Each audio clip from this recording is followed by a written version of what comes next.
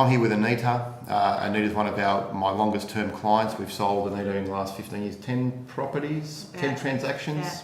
Well, we've sold about 7 and we've had a few purchases, starting with Anita's parents' place in Wanda Street at Maryland. That's right, yeah. So my question with Anita is, what's been, I guess, one of the two things that sort of kept that relationship going in terms of as your agent? Yeah, I think for me that's easy. It's more about the person, and from the outset we liked Greg for his level of professionalism, his commitment. Nothing was ever too much trouble, and he's a nice bloke. So at the end of the day, once you build that sort of trust, that's the most important thing for us, and now we classify you as one of our friends. So that's a nice transition. Yeah.